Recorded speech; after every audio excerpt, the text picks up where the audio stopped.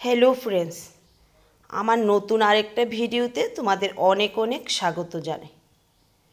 তো দেখো আজকেও বাগানে চলে এলাম হারভেস্টিং এর জন্য। আর এখানকার ডাটাগুলি তো অনেকটাই বড় হয়ে গেছে, যদিও আরো বড় হতো। তো খাওয়ার মতো যেহেতু উপযুক্ত হয়ে গেছে, এগুলিকে তুলে নেব। আর পাশেই আবার কিছু ডাটা ফেললাম, তো ওগুলি বড় হলে আবার ওগুলি খেতে পারবো।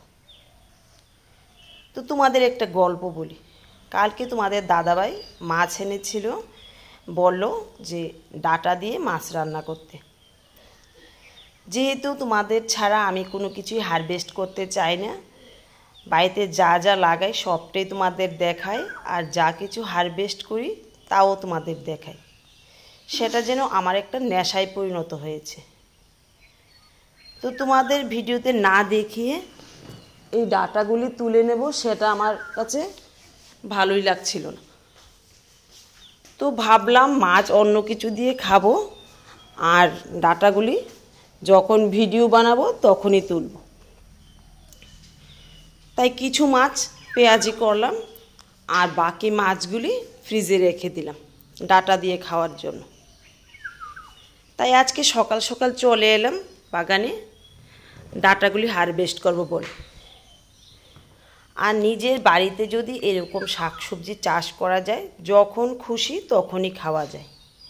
আমি ভিডিও ছাড়া শাকসবজি তুলি না তেমনটাও নয়, বেশি প্রয়োজন হলে কিছু একটা নিয়ে যাই। তবে কিন্তু বারবার তোমাদের কথা মনে পড়ে, ইস যদি ভিডিওতে দেখাতে পারতাম। যাই হোক, অনেকগুলি ডাটা হয়েছে এখানে, আর ডাটাগুলিও একদম কচি কচি, মানে খুবই ভালো লাগছে।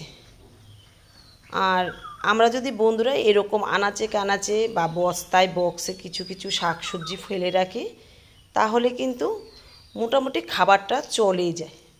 দেখো এইটুকুনি জায়গাতে অনেকগুলি ডাটা হয়েছে, প্রচুর ডাটা হয়েছে। তো এখন তো তোমাদের দাদাভাই অফিসে চলে যাবে, তাই বেশি আর বড় করলাম না ভিডিওটা, গিয়ে রান্না বাড়া সারতে হবে। ঠিক আছে, ভালো থেকো, সুস্থ থেকো, আমার মতো বাগান করো। দেখা হবে আগামী ভিডিওতে।